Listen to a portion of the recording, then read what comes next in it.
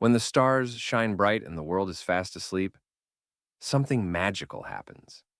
High above the rooftops, hidden behind moonlight and dreams, a secret place appears, the Moonlight Market. Not many people know about it, but tonight, a boy named Theo is about to find it. Theo was a quiet boy with messy hair and round glasses.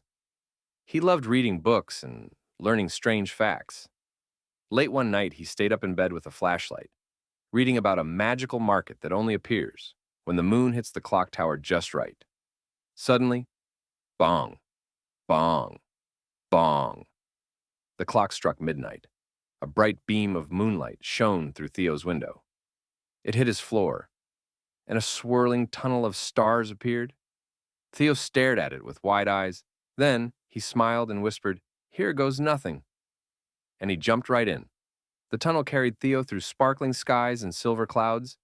He landed on a glowing street full of colorful stalls and floating lanterns. He had arrived at the Moonlight Market. There were jellybean comets zooming by, raccoons in hats selling enchanted socks, and an owl witch offering mystery eggs that might hatch a dragon. It was strange and exciting, and Theo loved it. He wandered through the glowing market, amazed by everything, until he noticed a dark stall at the very end. There, sitting quietly, was a girl with silvery hair, trying to fix a broken lantern. Her name was Nova. She was the lantern keeper, the one who lit the sky lanterns that kept the whole market floating. But something was wrong. The most important lantern, the Starflame, had gone out, and without it, the market might fall from the sky. Nova looked worried. Theo stepped closer and said, "Maybe I can help?" Nova looked surprised. "You're not from here," she said. Theo smiled. "Maybe that's why I can help," he said. "Sometimes a new spark is all you need." Nova thought for a moment and then nodded. Together, they went on a journey. They tiptoed past glowing creatures, slid through a tunnel of stardust, and climbed all the way to the hill of echoing wishes. At the very top, they saw it, a single glowing flower, called the Starglimmer. But it wasn't alone. Right beside it, snoring loudly, was a giant puff of fog with eyes and slippers. His name was Fuzzle, the fog monster. Fuzzle opened one sleepy eye. "Who dares tickle my toes?" he yawned. Theo and Nova explained they needed the flower to save the market. Fuzzle stretched and said, I'll let you have it, if you can solve my riddle." Then he said, "I twinkle, but I'm not a toy. I sleep by day and bring you joy. I light your way when night is near.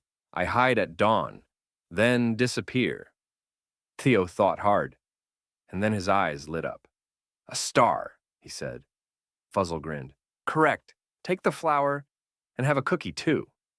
Back at the market, Nova placed the glowing flower inside the Starflame Lantern, and in an instant, whoosh, it burst back to life. Golden light filled the sky. Lanterns all across the market flickered on again. The stalls lit up, and everyone cheered. "The light is back!" cried Whizzle the cat. "Theo saved the market!" hooted Minka, the owl witch. Theo laughed as the market floated even higher into the sky.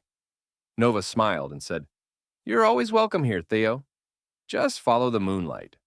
Theo beamed. "Best night ever," he said. A moment later, the portal reappeared. Theo stepped through and landed softly back in his room. The stars outside were fading. The sky was turning pink. Morning had come. Theo climbed into bed with a sleepy smile, and next to his pillow, glowing softly, was a tiny lantern charm, a gift from Nova. He placed it on his shelf, beside a jar of stardust, just in case the Moonlight Market ever opened again. Because sometimes, if you follow the moonlight, magic will find you.